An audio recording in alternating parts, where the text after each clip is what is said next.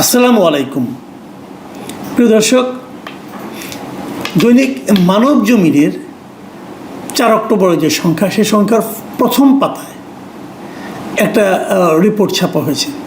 রিপোর্টের শিরোনাম হলো প্রফেসর ইউনূস নিজের রেকর্ড নিজেই ভাঙলেন। এটা দেখে আমি একটু আমার কাছে খুব ইন্টারেস্ট ফিল করেছি। আমি কী লেখা হয়েছে, কি নিজের কোন রেকর্ড উনি ভাঙলেন। তো পড়তে যেয়ে দেখলাম যে উনি আগের বার যখন জাতিসংঘ সাধারণ পরিষদে গত বছর যখন ভাষণ দিতে গিয়েছিলেন, সেবার তিনি কতজন নিয়ে গিয়েছিলেন, কতজন নিয়ে যেতে চেয়েছিলেন, এবার কতজন নিয়ে গেলেন, এই সংক্রান্ত এই সংখ্যা বিষয়ক রেকর্ডটা উনি ভেঙেছেন বলে এই রিপোর্টটায় লেখা হয়েছে। তো আমার রিপোর্টে কে লিখেছেন? তো শুরুতে কিছু লেখাটাকে নেই, শেষে দেখলাম লেখা মচৌ জিনিসটা কি আমি ধারণা করি এটা এই পত্রিকা যিনি সম্পাদক মিস্টার মতিউর রহমান চৌধুরী, উনিই হবেন হয়তোবা। কারণ এভাবে সাধারণত রিপোর্ট ছাপা হয় না, শুরুতে নাম লেখা থাকে অথবা স্টাফ রিপোর্টার থাকে অথবা কিছু একটা থাকে, শেষে আবার চৌ লেখা। তার মানে আমি ধরে নিচ্ছি এটা মতিউর রহমান চৌধুরীর লেখা। যদি না হয়ে থাকে আমাকে ক্ষমা করবেন। তো তারপরেও আমি এই রিপোর্টটার সম্পর্কে একটু কথা বলতে চাই। এই রিপোর্টে কি আছে বলা হয়েছে যে গতবার উনি প্রথমে বলেছিলেন যে 8 জন নিয়ে যাবেন, পরে গিয়েছিলেন 57 জনকে নিয়ে। এবার উনার আগের রেকর্ডটা ভেঙে 104 জনকে নিয়ে গেছেন, এবং এই 104 জনের মধ্যে কারা কারা ছিলেন সেই ব্যাপারে উনি ডিটেল এই রিপোর্টে লেখা হয়েছে। এটা আমি ডিটেলে গেলাম না এই কারণে যে আমি নিজেও এটা নিয়ে রিপোর্ট করি, আমি নিজেও এখানে একটা কন্টেন্ট করেছি এবং সেখানে আমি ব্রেকআপ দিয়েছি যে কোন ক্যাটাগরিতে কে কে গিয়েছেন, নামটামও বলেছি, কাজে ওটা নিয়ে আমি আর যাচ্ছি না। এবং কিভাবে ওখানে বিএনপির পক্ষ থেকে তারেক রহমানকে আমন্ত্রণ জানানো হয়েছিল, তিনি যেতে চাননি, তখন একজনকে নেওয়া হয়েছিল, পরে আবার শেষ মুহূর্তে পররাষ্ট্র উপদেষ্টা কীভাবে পুরো একটা ভজগটো পাকালো, উনি 2 জনের নাম বলেন বিএনপির, এবং 2 জনের নাম দেখে অন্য 2 দল আপত্তি করলে তাহলে আমাদের 2 জন নয় কেন, তখন তাদেরও 2 জন করে নেওয়া হলে, এই সমস্ত ইত্যাকার সমস্ত কাহিনী ওইখানে আসছে।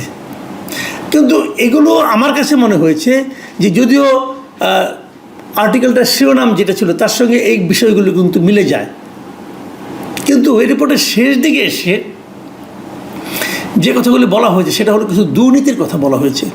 এবং আমার যেটা মনে হয়েছে এই রিপোর্টটা যদিও শিরোনামে যাই থাকুক না কেন, এই যে দুর্নীতির যে বিষয়গুলো, এই বিষয়গুলি আসলে এখানে সবচেয়ে গুরুত্বপূর্ণ। এই রিপোর্টের শেষ দিকে কিন্তু উনি বলেছেন যে এতগুলি লোককে নিয়ে, শেষ দিকে না আগের দিকে বলেছেন এতগুলি লোককে নিয়ে গিয়েছে, তারপরে নিউ ইয়র্কে বিক্ষোভ হয়েছে, ডিম বৃষ্টি হয়েছে, সেগুলিও উল্লেখ করেছেন। কিন্তু এগুলো উল্লেখ করার পরেও আমার কাছে মনে হয়েছে শেষের দিকে যে কথাগুলি বলা হয়েছে দুর্নীতি নিয়ে, সেগুলি মূল বিষয়। আমি ওই দুর্নীতির পার্টটুকু আপনার সঙ্গে একটু শেয়ার করতে চাই। যেমন আমি বরং পড়েই শোনাই। উনি এক জায়গায় লিখেছেন শেষ দিকে এসে যে প্রফেসর ইউনূস হয়তো জানেন না আজকাল আলোচনার টেবিলে রাষ্ট্রীয় অতিথি ভবনের নামও যুক্ত হচ্ছে। চায়ের টেবিলে বিভিন্ন জনের, বিভিন্ন সংশ্লিষ্ট বিভিন্ন ব্যক্তিবর্গের আলোচনায় রাষ্ট্রীয় অতিথি ভবন যমুনার নাম নেওয়া হচ্ছে। কী প্রসঙ্গে নেওয়া হচ্ছে সেটা উনি আরেকটু ডিটেল করেছেন। উনি লিখেছেন অতি সম্প্রতি একটি সরকারি সংস্থার শীর্ষ পদে নিয়োগ দানের জন্য 80 কোটি টাকার দাম উঠেছে। এই জায়গাটুকু আপনারা প্লিজ খেয়াল করবেন। একটা শীর্ষ পদে নিয়োগের জন্য 80 কোটি টাকা দাম উঠেছে। বলা হয়েছে এই নিয়োগ সম্পন্ন হলে একটি বিশেষ স্থানে যাবে 40 কোটি, বাকি 40 কোটি পাবে তৃতীয় পক্ষ। আর যাকে নিয়োগ দেওয়া হবে তার কিছুই করতে হবে না, শুধু বাণিজ্যের কারসাজিতে সায় দিয়ে যাবেন বিনা দ্বিধায়। প্রশাসনিক ক্যাডারের ওই শীর্ষ কর্মকর্তা শেষ পর্যন্ত এই প্রস্তাবে রাজি হননি আখেরের কথা ভেবে। পরবর্তী সময় যখন আসবে, সরকার পরিবর্তন হবে, তখন কি হবে এই কথা ভেবে উনি রাজি হননি। কত কোটি টাকা? 80 কোটি টাকা। 2 ভাগ হবে, 1 ভাগ যাবে বিশেষ একটি জায়গায়, তারপরে একজন পাবে 40 কোটি টাকা, আর বাকিগুলি পাবে অন্য কয়েকটি জায়গায়। আচ্ছা, এর আগে এই রিপোর্টে যেটা লেখা হয়েছে, এর আগের সেন্টেন্সটা সেটা কি, যে রাষ্ট্রীয় অতিথি ভবনের নামও যুক্ত হয়েছে। রাষ্ট্রীয় অতিথি ভবন কোনটা? যমুনা। যমুনা এখন কি হয়, প্রফেসর ইউনূস থাকেন, ওটা ওনার এখন বর্তমানে বাসভবন। তাহলে এই যে দুর্নীতি, এর সঙ্গে কি ওনার বাসভবনও জড়িত? এই রিপোর্টে কিন্তু সেই ইঙ্গিতটাই দেওয়া হয়েছে যে প্রফেসর ইউনূসের বাসভবনের নামও আজকাল দুর্নীতির সঙ্গে জড়িত বলে উচ্চারিত হচ্ছে। এবং উনি আগে প্রফেসর ইউনূসকে একটু ছাড় দিয়েছেন, কি বলেছেন আবার আপনারা মনে করেন, প্রফেসর ইউনূস হয়তো জানেন না আজকাল আলোচনার টেবিলে রাষ্ট্রীয় অতিথি ভবনের নামও যুক্ত হচ্ছে। মানে উনি জানেন না, হয়তো জানেন কিনা শিওর না, মানে হয়তো জানেন না, মানে ওনার নাম ভাঙিয়ে করা হচ্ছে। অথবা জানেন যেহেতু উনি হয়তো বলেছেন, মানে ওনার একটু সন্দেহ থাকতে পারে, অথবা একটু ছাড়ও দিতে পারেন উনি, অথবা ভাবছেন সরকারের শীর্ষ পদে যিনি আছেন তার নাম কি করে উচ্চারণ করি, বরঞ্চ একটু হালকা রূপে রাখি, হতে পারে কোনোটাই, আমি জানি না আসলে কী হয়েছে। কিন্তু এই যে রিপোর্টটা, এই যে কথাগুলো, যে একটা পদে নিয়োগ দেওয়া হবে, 80 কোটি টাকা কন্ট্রাক্ট, 40 কোটি টাকা এক জায়গায় যাবে, আরও 40 কোটি টাকা আরেক জায়গায় যাবে, উনি রাজি হননি। যদি রাজি হতেন তাহলে 80 কোটি টাকা খরচ করে যিনি রাজি হতেন তিনি কত এখান থেকে ইনকাম করতেন? এবং এই যে ইনকামটা করতেন, কেন করতেন? কিছু অনৈতিক সুযোগ সুবিধা দেওয়ার মাধ্যমে। এই অনৈতিক সুযোগ সুবিধাগুলো দেওয়ার মাধ্যমে আলটিমেটলি কার ক্ষতি হতো? কার? এদেশের জনগণের। এদেশের জনগণের ভাগ্য নিয়ে ইনারা ছিনিমিনি খেলছেন। এদেশের জনগণের ভাগ্যকে, যাদেরকে আমরা দায়িত্বে বসিয়েছি, ওনারা নিলামে তুলছেন। কি বলবেন? এই সরকারকে এই মচৌর লেখা এই রিপোর্টকে অস্বীকার করবেন, প্রতিবাদ করবেন? অত সহজ হবে না। মচৌ বলতে আমি যদি মতিউর রহমান চৌধুরীকে বুঝিয়ে থাকি, এবং যদি উনি সেটা হয়ে থাকেন, উনি এত কাঁচা কাজ করার লোক না রে ভাই। যখন লিখেছেন তথ্য প্রমাণ নিয়েই লিখেছেন। আমি কিন্তু যে যাই বলুক, আমি এই রিপোর্টকে কিন্তু আমি ভরসা করছি, কারণ ওনাকে আমি চিনি। কাজেই এই রিপোর্টটা আমি ভরসা করছি। ঘটনা এরকম ঘটেছে, একটা আলোচনায় এসেছে, তাও আসতো না যদি এখানে যমুনার কথা উচ্চারিত না হতো।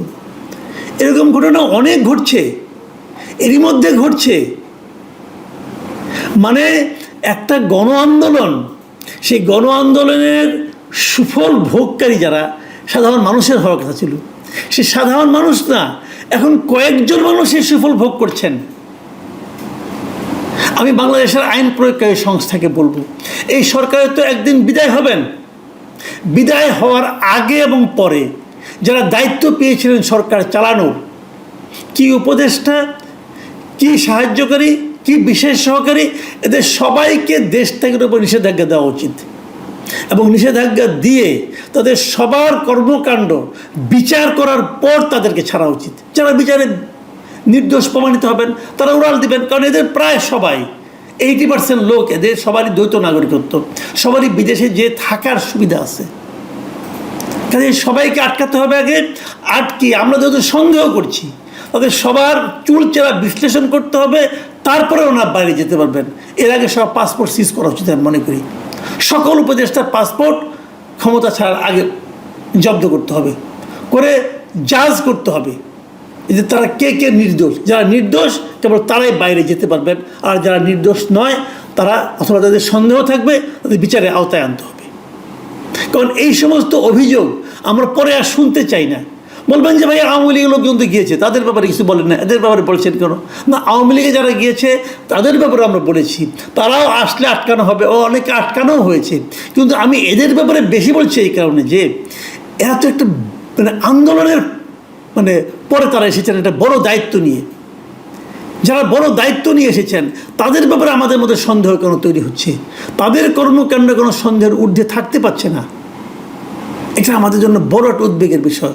এবং যদি শেষ পর্যন্ত দেখা যায় তারা এই সমস্ত দুর্নীতি, ক্ষমতার অপব্যবহারের সঙ্গে জড়িয়ে গেছেন, তাহলে কিন্তু পরবর্তী সময় আর কোনো গণ অভ্যুত্থান কিন্তু আমাদের এখানে হতে কষ্ট হবে। এটা স্বৈরাচারের জন্য, যে স্বৈরাচারী আসুক তাদের জন্য একটা ইতিবাচক দিক হবে। দেখুন, এই রিপোর্টটা শেষ করেছেন কিভাবে সেটা আমি পড়ে শোনাই। শেষে লেখা হয়েছে, দুর্নীতির বিরুদ্ধে চমক লাগানো বক্তব্য হাজির করে প্রফেসর ইউনূস জনগণকে আশ্বস্ত করেছিলেন, তবে অতীত আর কোনোদিনই বর্তমান হবে না। কিন্তু দিনের শেষে হিসেব মেলানো বড় কঠিন।